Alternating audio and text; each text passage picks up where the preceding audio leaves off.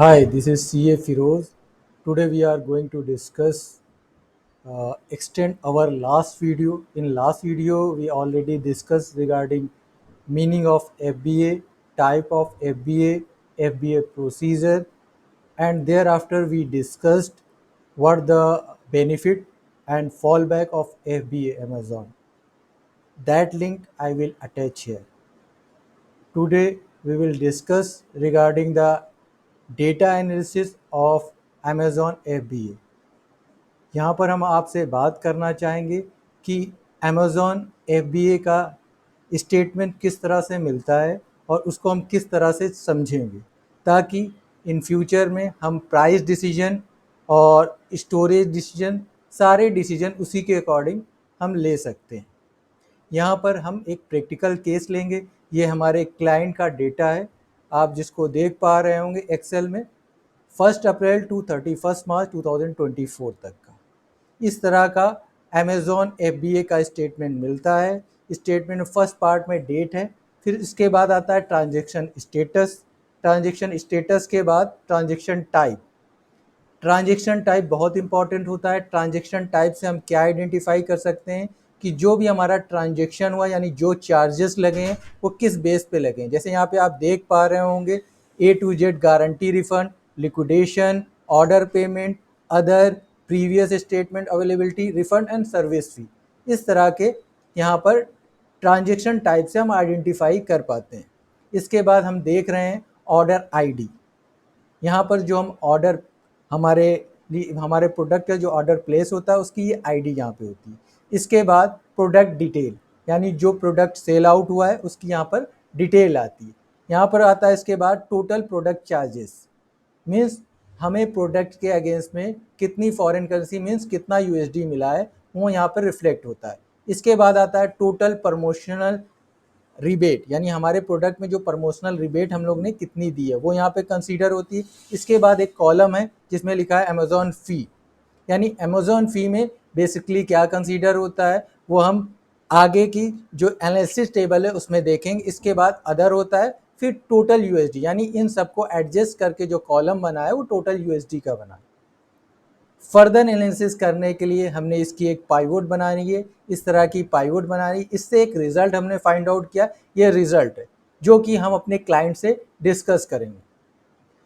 ये बहुत ही important chart है। इसमें आप देख रहे होंगे ट्रांजैक्शन टाइप जो मैंने अभी प्रीवियस सीट में बताया है बहुत इंपॉर्टेंट होता है। उसी के बेस पे हमने पाइवोट लगाया। यहाँ पर आप देख रहे होंगे कुछ हाईलाइटेड सेल है, जैसे ऑर्डर पेमेंट। ऑर्डर पेमेंट का ये मतलब होता है हमारी सेल कितने की हुई।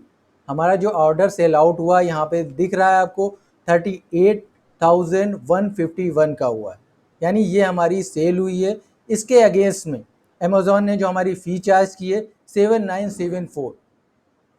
ठीक है, जो मेन इंपॉर्टेंट है कि प्रोडक्ट हमारा इतने का सेल हुआ और अमेज़न ने इतने चार्जेस सेल पे डायरेक्टली चार्ज किए। इसके बाद आप देख रहे होंगे रिफ़ंड। रिफ़ंड क्या चीज़ होती है, अगर हमारा ऑर्डर रिटर्न होता है यानी हमारे बायर ने रिटर्न किया तो वो रिफ़ंड में मेंशन किया जाता है। जैसे यहाँ पर आप देख रहे होंगे 5104 USD का रिटर्न हुआ है, उस पर भी कुछ चार्जेस आप देख रहे हो। माइनस का सेंस है कि वो अमेज़ॉन हमसे चार्जेस काट रहा है और पॉजिटिव का सेंस है वो हमें पे बैक कर रहा है। तो यहाँ पर हम सबसे पहले बात करेंगे ऑर्डर और रिटर्न पे। जैसे जो हमारे ऑर्डर सेल आउट हुए, जैसा कि आप यहाँ देख रहे हैं कि अमेज़ॉन फ़ी ऑन सेल, अगर हम इसका परसेंटेज निकालें 7,974 कितना परसेंट है 38,000 को, तो यहाँ समझ में आ रहा है 21%। यानी अगर हमारी जितनी भी सेल हुई उस पर 21% अमेज़ॉन फ़ी होती है। ये बेसिक चीज़ें हमारी रिफ्लेक्ट हो रही हैं इस डेटा एनालिसिस से।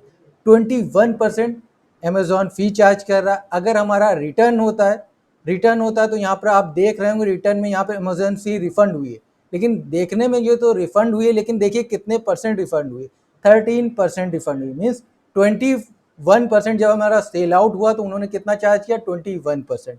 जब हमारा रिफ़ंड हुआ वही गुड्स जिस पे उन्होंने 21% चार्ज कर लिया तो उन्होंने पे बैक कितना किया 13%। यानी इस पे भी हमारा जितनी जो अमेज़ॉन ने फ़ी होल्ड कर रखी कितने परसेंट 8% होल्ड कर रखी, और एक्स्ट्रा अदर चार्जेस के नाम पर उन्होंने 2% चार्ज किया। जैसे यहाँ पे आप देख रहे होंगे 96.99, ये कितना है 2%। यानी नेट सेल में कहें तो अगर हमारा प्रोडक्ट सेल आउट होने के बाद रिटर्न होता है तो भी हमें 10% चार्जेस अमेजॉन फी के तौर पर देना पड़ता है। ये यहाँ से एक बात ये क्लियर हुई कि अगर अमेजॉन पे सेल हुई, जो अमेजॉन की फ़ी चार्ज हुई, अगर जो रिटर्न हुआ तो उसमें पूरी फ़ी वापस नहीं होती, जबकि हमें कितना पे बैक होता है, 10% चार्ज होता है। और पे बैक हमारा आप यहाँ पे कंपेयर कर सकते हैं, 21% से 10% जो चार्ज कर रहा है, यानी पे बैक कितना हुआ, अराउंड 11% पे बैक होता है। यानी वो 21% चार्ज करके 11% पे बैक करता है। इस तरह से हमें 10% चार्जेस देने होते हैं। तो यहाँ पर एक बात क्लियर हुई रिटर्न और ऑर्डर की। अब इसके बाद कुछ एक्स्ट्रा चार्जेस आप देख रहे हैं जो बहुत हैवी हैं, यहाँ जो हाईलाइटेड है पिंक से, सर्विस फ़ी।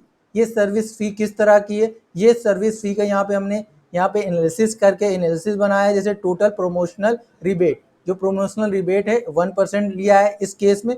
अमेजॉन फ़ी कितनी चार्ज हुई है, 21%, और अदर कितना, 18%। ये मेजर पार्ट है। अदर क्या चार्जेस है, हमें तो प्रोडक्ट की सेल पे समझ में आया, प्रोडक्ट की सेल पर 21% है, ये तो सीधा सीधा समझ में आ रहा। और रिटर्न पे अराउंड कितना है, अराउंड 11% समझ सकते हैं। 11% रिटर्न पे भी हमें चार्जेस देने पड़ रहे हैं। लेकिन जो 18% है, ये क्या चीज़ है, 18% का यहाँ पे वाइफर्गेशन है, हमने पाइवोट से निकाला है। तो इसमें क्या क्या चीज़ें हमें निकल के आई, कॉस्ट ऑफ एडवर्टीजमेंट अराउंड 7% है, और FBA inventory storage charges around 8% है। अगर यहाँ पर ब्रॉडली वे से कहें तो मेन जो चार्जेस हैं इन्वेंट्री स्टोरेज के हैं, और दूसरा जो important expenses cost of advertisement, ये वैरी कर सकता है आप जितने एडवर्टाइज लगाएंगे। लेकिन स्टैंडर्ड नॉर्म से अगर हम देखें तो आपके चार्जेस टोटल बेसिस पे कितने हो रहे हैं। अगर अमेजॉन FBA पे आप माल भेज रहे हैं तो ऑल ओवर कितना होगा, 40% अमेजॉन के एक्सपेंसेस हो गए ब्रॉड वे में कहें तो। यानी जितनी भी सेल होगी उस पर 40% अमेजॉन के चार्जेस हैं, ये कंसीडर हमें करना पड़ेगा। नॉर्मली जो 60% है उसी पे हमारी सारे एडजस्टमेंट होगी, उसी 60% के अराउंड हमें कैलकुलेट करना पड़ेगा। हमारी कॉस्ट कितनी, फ्रेट कितनी, उसी के अकॉर्डिंग हमें सेल वहाँ पर MRP या सेल वैल्यू डिसाइड करनी। तो यहाँ पर हमें इसी केस के बेसिस पे मैंने एक स्टैंडर्ड चार्ट बनाया है, जिसके अकॉर्डिंग आप समझ सकते हैं कि अगर हम अमेजॉन FBA पे सेल कर रहे हैं तो उसकी जो MRP है कैसे डिसाइड कर रहे हैं।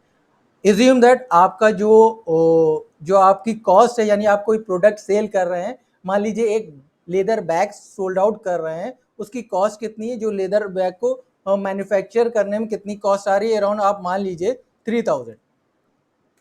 जैसे ही आप यहाँ पे कॉस्ट डालेंगे तो ये 3000 जो है ये हमारी कॉस्ट है। इस पे अमूमन क्या होता है एक्सपोर्ट में, नॉर्मली 20% आपका फ्रेट होता है, 20% कॉस्ट, 20% फ्रेट, 10% अदर एक्सपेंसेस, और प्रॉफिट 10%, यानी ऑल ओवर कितना होगा, 60%।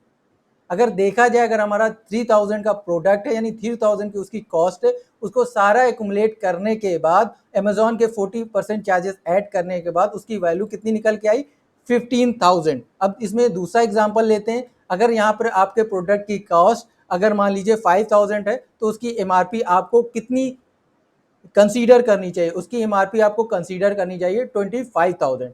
अगर 25,000 आप कंसीडर करेंगे, उसमें 10,000 आपको अमेजॉन के एक्सपेंसेस देने पड़ेंगे, जो FBA बेस्ड, जो मैंने आपको लास्ट शीट की एनालिसिस के अकॉर्डिंग बताया, उसमें 10,000 आपके चार्जेस होंगे। आपके पास कितना आएगा नेट में, 15,000। इस 15,000 में आपका क्या होगा, 10% प्रॉफिट, 10%, यानी सारी चीज़ें मीट आउट हो जाएंगी। ये मैंने अपने क्लाइंट के लिए एक डेटाबेस तैयार किया है कि लास्ट ईयर के, प्रीवियस ईयर के जो भी डेटा है, जो भी अमेजॉन FBA से डेटा मिला है, उसके अकॉर्डिंग हम फ्यूचर में कैसे MRP सेट करें ताकि हमें कोई लॉस इनकर ना करना पड़े।